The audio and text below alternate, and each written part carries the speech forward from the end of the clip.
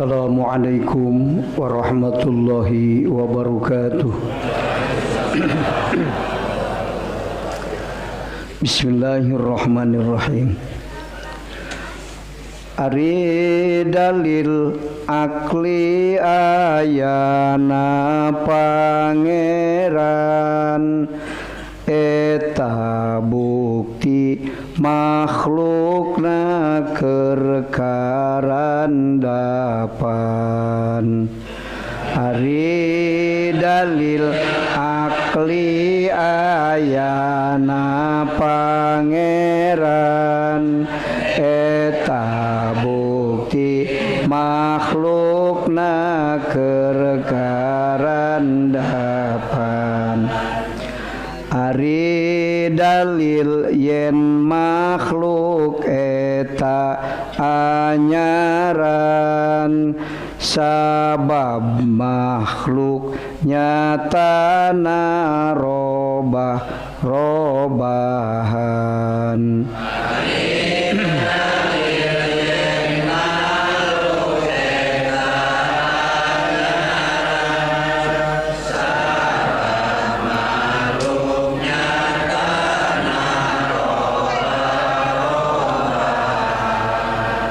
Jadi wujudna Allah wujud cek akli, lain wujud hisi kahade pahili. Jadi wujudna Allah wujud cek akli,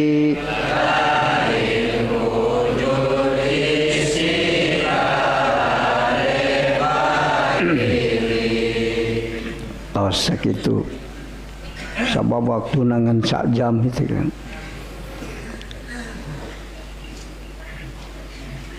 Ari rukun makrifate opat, ka opatna nasiun andalilin. Di dieu Kiai Musonib ayeuna ngabahas dalil. Ari sumberan dalil teh aya dua. Kahiji akal, kadua Quran jeung hadis. Eta sumberan dalil. Ngan nu leuwih ti heula dipake dalil teh dalil akli. Naon sababna? Sabab di mana can nyaho sifat macan sama ribatna. Jadi kekari ngaji sifat wujud mah tong make dalil nakli, dalil akli heula. Keur ngarentaskeun akidah zaigoh, akidah anu ruksak. Jadi kudu ku akal heula. Lamun langsung dibere dalil nakli, da can iman ka Allah nage. Mal pahaman dalilna cek Al-Qur'an kieu cek jalma nu can iman ka Allah paduli teh aing teh nyaho Qur'an ge. Jadi kudu adu argumentasi heula, diadu akal nu sehat jeung anu teu sehat kan. Pan ari anu can iman manu digunakeun teh akal natikoh paling luhur oge kan. Mau ngagunakeun akal goriji dakat tutup akal gorijina ku kakuatan akal natiko. Jadi nuturkeun otakna, akal natiko teh otak. Matakal insan hayawanun natikun. Natik teh kuatul mufakiroh, kemampuan berpikir, mikirna ku otak. Jadi lamun anu ku otak mikir, lamun otak ieu lempang di makhluk disebutna mikir. Tapi lamun hate lempang di makhluk eta tafakur ngaranna. Lamun sir nyaksi ka sajeroan makhluk ta eta tajalli ngaranna kan. Jadi eta ibarat kulu wawuh urang dina ilmu makrifat teh.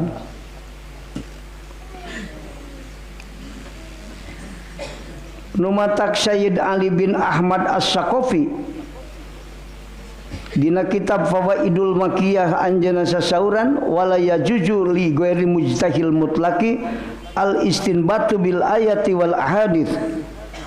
Teu meunang salianti mujtahid mutlak ngaistinbat hukum langsung tina Quran jeung hadis. Gitu. Teu meunang kan? Langsung ditotor tina Quran jeung hadis. Lain salah Quran jeung hadis, lamun urang langsung teh, lain Quran jeung hadis nu salah. Urangna anu dikhawatirkeun ngamanaan hadis jeung Quran salah gitu. Biasana pan anu wajib bener na mustahil salah mah Quran jeung hadis. Kitu sakumaha. Ari kaul ulama mah jaminan eta mah. Qaulul ummah mah. Nya nu wajib benerna teh Quran jeung hadis nari ente manu ngartian Quran jeung hadis teh wajib benerna ban. Bener Kang. Komo teu make ilmu mah. Urang ge ulama ngamuk tong wakan notor Quran jeung hadis teh sebab ya bisa cukup ilmu kan.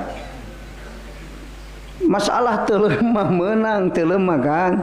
Tapi lamun teu lem di jero mah kudu make alat wan, teu make alat mah muncul jengker kene kan. Bener. Eknalaman Quran jeung hadis eta mah hak mujtahid mutlak eta mah Kang. Nu sagala bisa. Padi kitu mah teu cukup ilmu. Nu watak definisi mujtahid mutlak teh nu hirup di zaman 300 tahun sabada Rasul bari jeung menguasai seluruh ilmu. Teh kitu. Maka karena katalar hadis tilu geus ijtihad.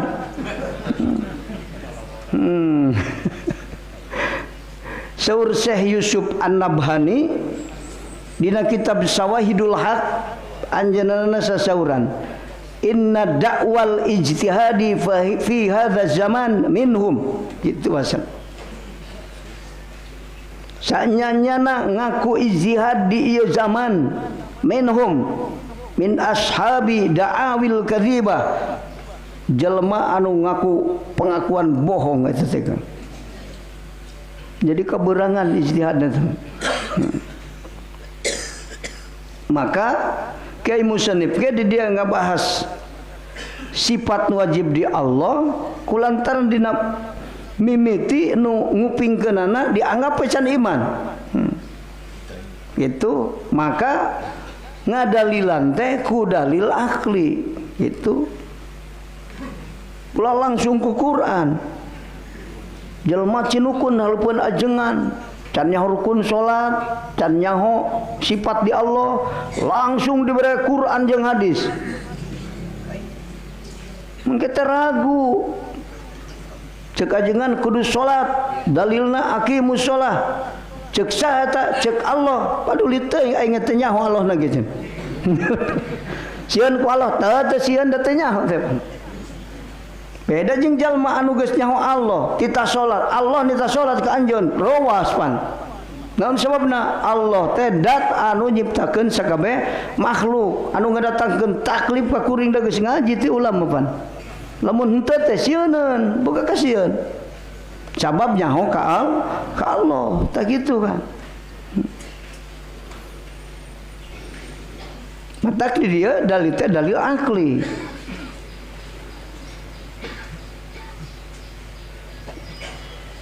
Ari dalil akli na yen Allah kasipatan ku sifat wujud anu kamari wujudna Allah teh maknana aya teu eueuh heula aya teu kabarengan ku zaman aya teu butuh kanu ngayakeun jeung aya moal leungit teh sifat aya di Allah teh tak kitu. Namun orang geus tekad di dinya idrok jazim biasa ulai sama utarodudun berarti geus muafiqun lil waqi'i tak tinggal dalil. Naon dalilna? Iya makhluk. Jadi ya ayana ieu makhluk jadi dalil kana ayana Allah. Geuning makhluk jadi dalil kana ayana Allah. Pan makhluk tadina eueuh. Cik ari perkara nu eueuh bisa boga pagawean teu?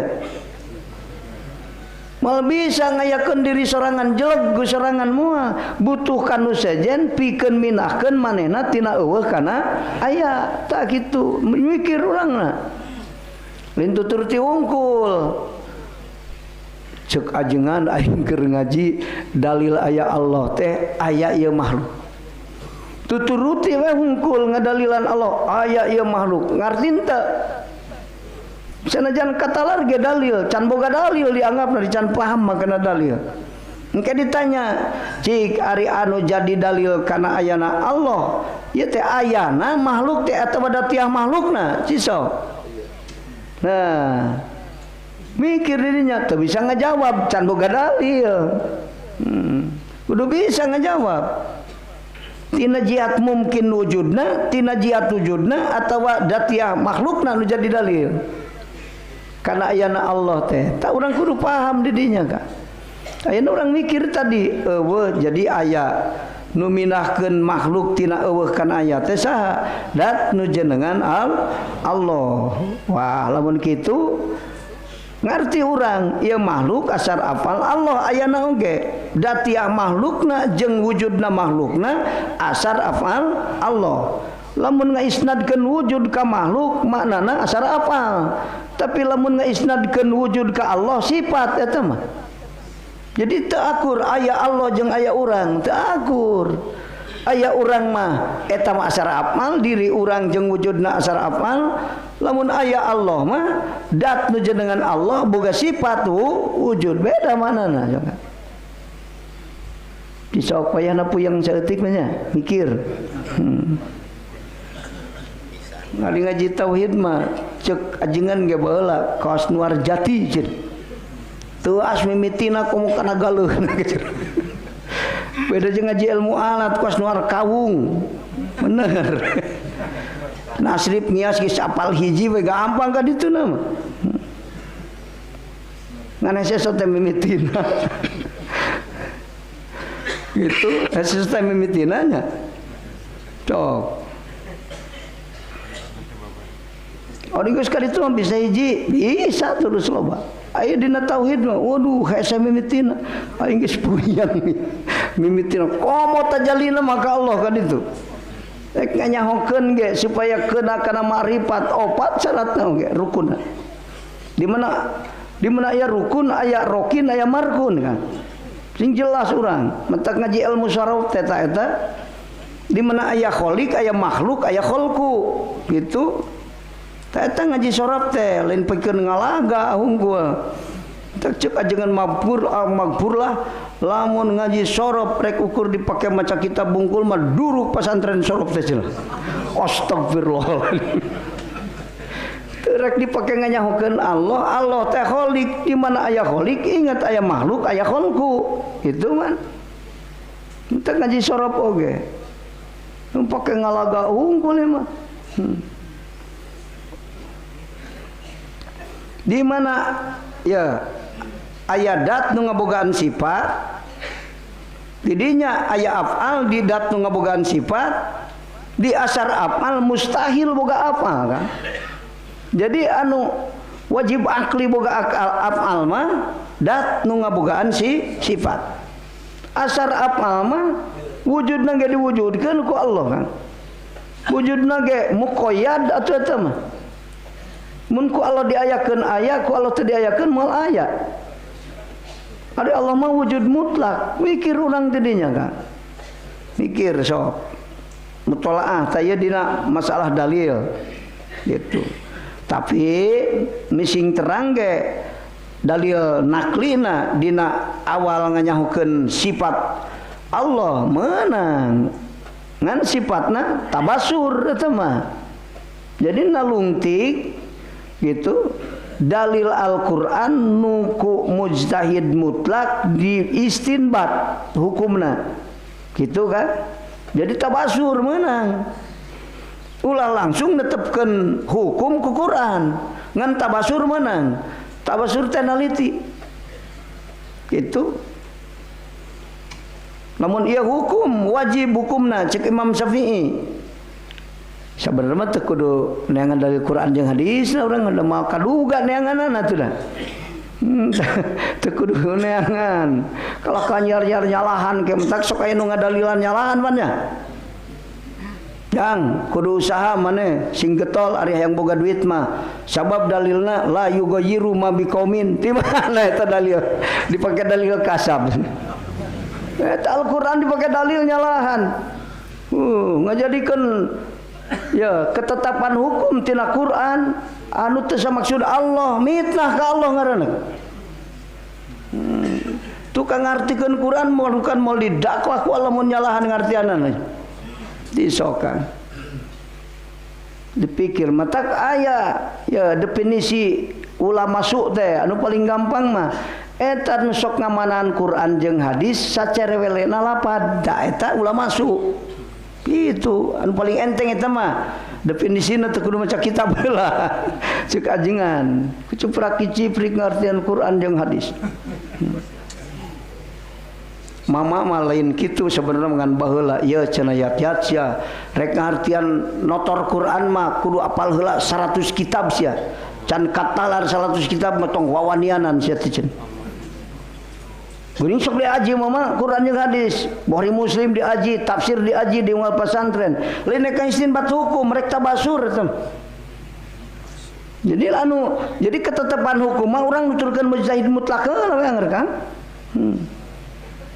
Atau ketetapan hukum mujtahid madhab dan nu istinbat mangan dua mujtahid mutlak jeung mujtahid madhab nu istinbat hukum salian tieta mah teu mampu ngaistinbat hukum kan mujtahid tarjih ge seperti Imam Nawawi teh mujtahid tarjih teu bisa netepkeun hukum matak definisi mujtahid tarjih ya Kang man qadaro ala tarjihi dunal istinbati.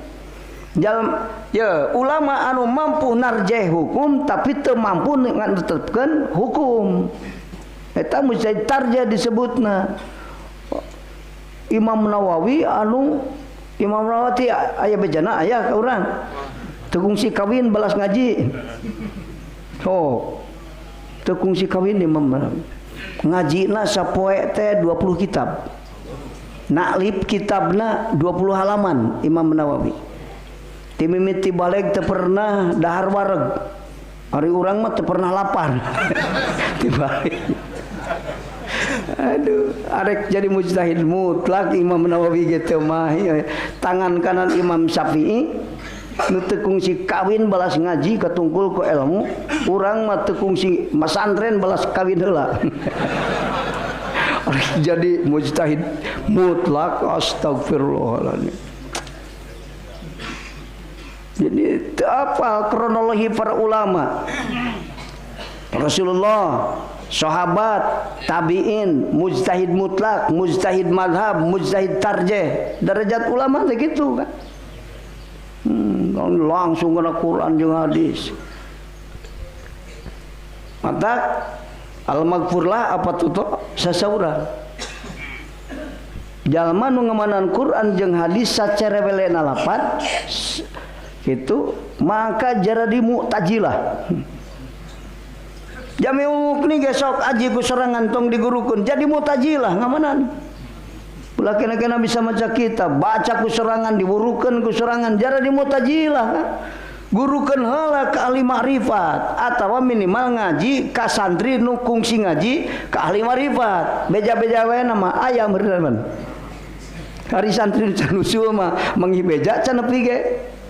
Ari kuduna mah nu geus maribat geus usul. Ngaraji kitab bab usul mah hikam jeung ieu teh ka. Kumaha aing geus nguruk hikam, ka ajeun meunang. Nu can usul meunang. Ngan niatna kudu bener, lidirosah. Ngaderes ajaran ilmu ti guru. Aing nyaritakeun musahadah, can dauqiyah. Geuning nyaritakeun ngawuruk santri malah mah ngaderes. Ada ngaderes mesti salah kan Kak? Ulang aing guru sia lain babaturan ngaderes santri. Lain guru, lain ente tadinya. Ari guru mah kudu geus usul, boro-boro anu can usul, anu geus usul majdub keneh teu sah diguruan. Mata guru mursid mah guru anu ku Allah geus dibere dua perkara nu ta'adud cicing dina hatena duanana, parku jeung jam'u, ta eta mursid. Anu can musul mah lain mursid. Dina bab makrifat mah kan. can usul di guruan marifat na kumaha manehna ge ka Jakarta teu nepi. Kungsi ka Jakarta henteu aing rek bareng jeung si eta sasabar ka Sukabumi ge. Manehna ge teu nyahoeun ka Allah di guruan ku urang. Mata ahli-ahli tarekat jangan ambil ilmu dari orang bodoh. Ulang ngaji kan teu nyahoeun Kang. Juru miang ge teu bisa ngaji alfiah ka si eta, waras mah ngajina Kang. Nah gitu Kang.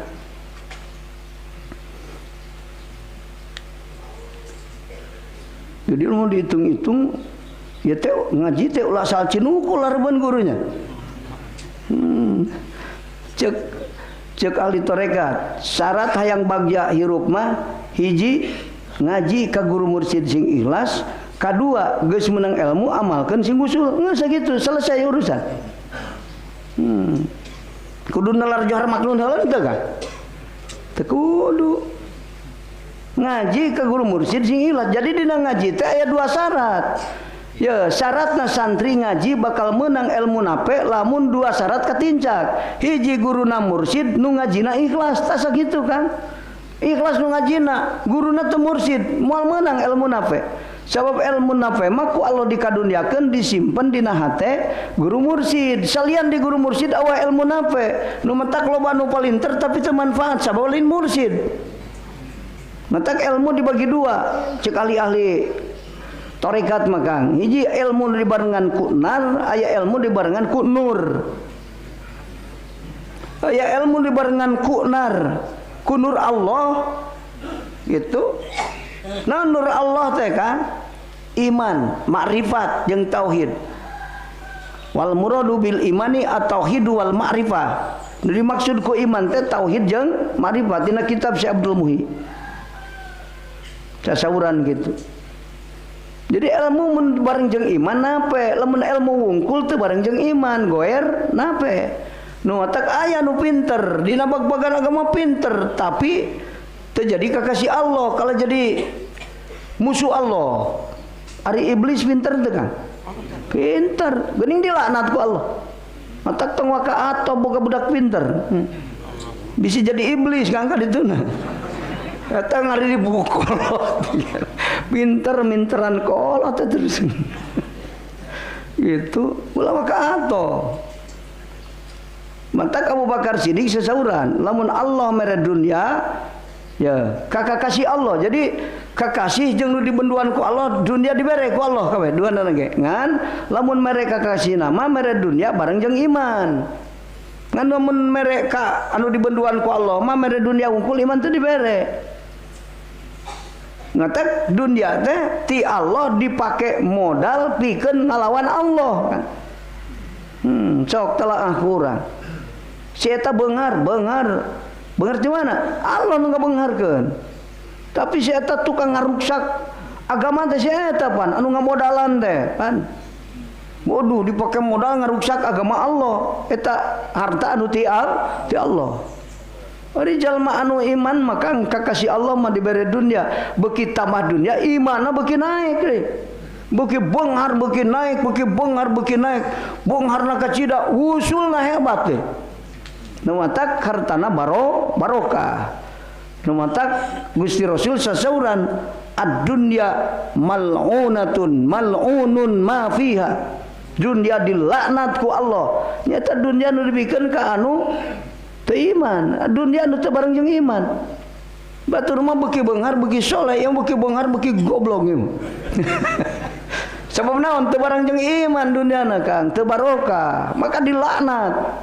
Jadi jalmana dibere harta ku Allah terek dilaknat ku Allah, jalana eta tina datang harta teh. Harta nu teu bareng jeung iman. Tapi nu bareng jeung iman mah cek Abu Bakar, di mana harta ku Allah dibikeun ka jalma nu iman dipake bekal ibadah. Gitu. Dibikeun ka jalma munafik dipake perhiasan ngalaga unggul. Dibikeun ka jalma kafir dipake senang-senang duniana. Itu duit loba cicing di meja judi. Wah. Matak teu kagok mun nek duit teh mawa 3 miliar judi teh. lain 100.000 main geluk-geluk lain. Teu kagok, siapa beuki beungar beuki goblok. Ti Allah beuki jauh, bener kan? Tak urang ge nalaah. Lamun urang beuki beungar, hate beuki jauh ti Allah, waduh. Sing inget Kang, matak aya bab istidraj, aya bab ihana, aya bab maunah, aya bab karomah, tong ka ato. Dilaknat dunia jeung eusina ge ku Allah. Matak belah waka atoh boga dunia. Ieu beuki bener beuki salah urang sanggeus boga dunia. Ta eta nu kudu jadi bahan mutolaah mah keur urang. Itu selaku murid guru mursyid. Talaah. Illa makana lillahi minha, kecuali harta nuku anjeun dipake bekal ibadah ditasarrufkeun di jalan Allah bari ikhlas nasarrufkeunana eta mah moal dilaknat nulungan tak gitu nulungan kan.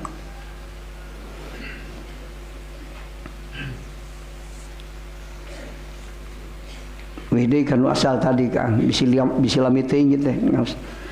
Jadi dalil teh kaopatna kan kudu makrifat teh nasiun an dalilin kudu boga dalil. Nah, dalil teh anu kurang dipikir dalil akli heula. Kan dalil akli mangke heula. Tapi bade terang ge teu naon sok didalilan ku dalil nakli.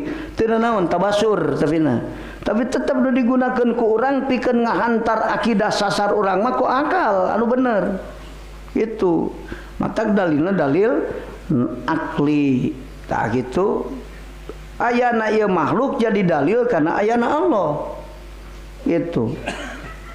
Kumaha lamun makhlukna geus Allah atuh dalil Allah teh eueuh kitu. Bener Kang, mikir urang. Berarti lain wujudna wungkul nu jadi dalil. Aya makhluk jadi dalil karena ayana Allah. Eueuhna makhluk ke jadi dalil karena ayana Allah. Tak urang paham tidinya geus. Lain ayana wungkul eueuhna ge jadi dalil. Itu ulah bingung. Lamun ieu dalil atuh aing ke mau boga dalil. Lamun rek dunia na geus eueuh dalil Allah teh eueuh berarti. Bari ulah ngarasa cukup iman di dinya pada geus bisa makrifat bidalil. Naon sababna ari nu ngadalilan Allah teh ku makhluk eta teh can sabenerna iman. Can sabenerna iman. Mikir heula sok metak ceuk ali makrifat. Aing mah teu kaharti makhluk nu eueuh makhluk sifatna eueuh Allah sifatna wujud. Nu wujud didalilan ku eueuh kardin teu Kang.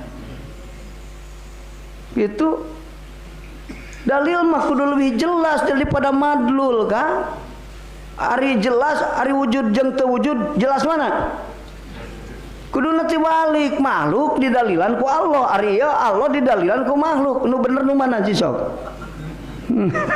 Mikir berarti nu yakin ka Allah bidalil kalian makhluk dipake dalil mah encan sabenerna iman kan. Hakikat iman mah kudu geus ngadalilan makhluk ku Allah. Makhluk aya cenah aya sote angan-angan hungkul dan nyatana mah eueuh da teu boga sifat wujud bener kan. Berarti adamun mahdun makhluk geuning diangen-angen aya atuh da aya Allah nu boga tapak damal nya tapak gawe aya ayeuna Allah na aya nu boga gawe tapi asar apalna eueuh teu garti dipikeun. Jadi aya makhluk aya ngan teu ketingali kuing. Gitu. Ngan diangen-angen aya ta'akul bahasana ge. Ari urang mah ningali ka makhluk nekadkeun aya ta ayana nisbat hakiki. Allah mah ari arifin mah nisbat majazi. Aing mah nyebut aya sote peda aya apal Allah. Manya aya pagawean daud tapak gawe. Sabenerna mah ngan tapak gawe mah teu kapanggih. Teu ningali. Tak gitu, mata didalilan ayana makhluk. Makhluk aya. Kunaon aya makhluk? Dalilna aya Allah. Jadi nu eueuh didalilan kudu aya. Muning dikaler eueuh ngan tapakna maju ngaler. Nu dipake dalil muning atawa tapak ya? Tapak nu dohir. Dalil kudu leuwih dohir daripada madlul. Itu seperti dalam bab ta'rif. Itu nu ditakrifan Nah, takrib kudu leuwih dohir daripada mu'arraf. Lamun leuwih samar daripada mu'arraf teu sah eta takrib. Mata aya takrib rosam tam, rosam nakis, had tam, had nakis. Derajat takrib eta teh ka. Aya takrib mardud. Ditolak takribna, naon sabuna ngasupkeun hukum dina eta takrib, teu diasupkeun hukum mah. Wal ismul marfu al madhkuru qablahu filuhu. Ari kitu aya fa'il lu JR. Teu kudu make wal ismul marfu sebenarnya mah. Mentak siksa mah saware alim mantek mah eta Kang, eta takrib dina jurumiyah teh mardud eta teh. Ngaripan fa'il teh wal ismul marfu al madhkuru qablahu. Ulah make wal ismul marfu udah nu JR ieu. Kabeh ge fa'il mah pes. Bener kan? Alamun kaditu al madhkuru qablahu filu. Nah bener. Metak takrib mardudah gitu kade. Nah gitu. Sok tingali dina bab mu'arraf. Tapi nu teu ngaji mantek tong milu mikir. Bisi puyang balik ka imah ge. Iya, nu bener mah makhluk didalilan ku Allah sabab Allah lebih dohir daripada makhluk. Biasanya pakai dalil manu dohir. Jalma keur adan di masjid, nekadkeun Ki Umar aya di masjid. Naon dalilna? Sora lebih dohir daripada Ki Umar. Teu ketempo Ki Umar mah ngan sora nu dohir ka urang dipake dalil tuh. Pan dalil kudu lebih dohir daripada madlul. Iya, anu lebih samar dipake dalil cek arifin teu kaharti kaifa yutasawwaru geura dina hikam ge aya 8 kali kaifa yutasawwaru dina hikam hartina ya kalakuan mahjubin mah teu kahartieun kabeh ku arifin ngadalilan Allah ku makhluk nu eueuh pake dalil kumaha nu eueuh pake dalil nu aya pake dalil kan eueuh nu bener mah. Jadi keun wae ari mimiti mah kitu oge Kang ayeuna. Ari langsung ka Allah mah da kalona ge can mangi can nyaho pan. Nu aya we ieu tapak lamun Allah ku aing pake dalil. Jadi Allah teh eueuh. Ari nu aya eueuh, ari nu eueuh aya tibalik pan eta teh Kang. Dunia terbalik gitu.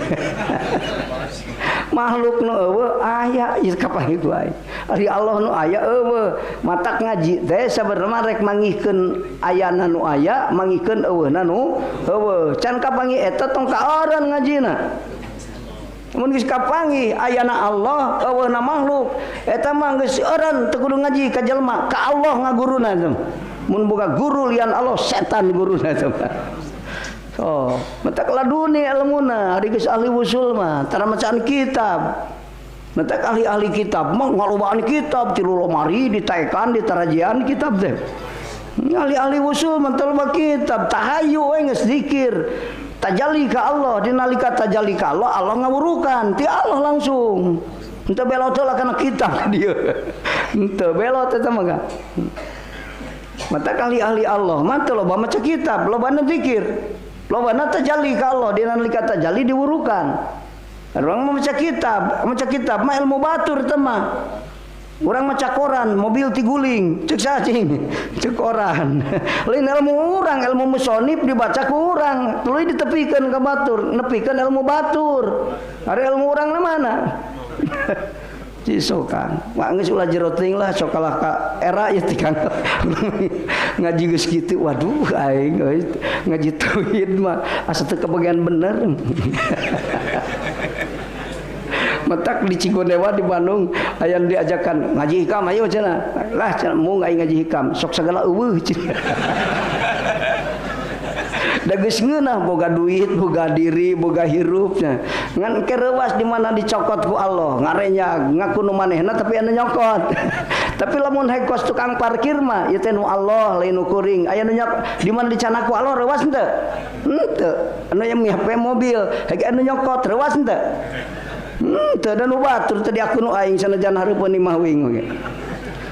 Tapi lamun anu aing padahal nu batur pasti anu nyokot reuwas. Aduh, mobil aing jadi eueuh. Padahal tadi nage teu boga mobil dan nu HP sama. Sok mikir Kang sing jelas. Geus wallahu alam panjang teuing Kang.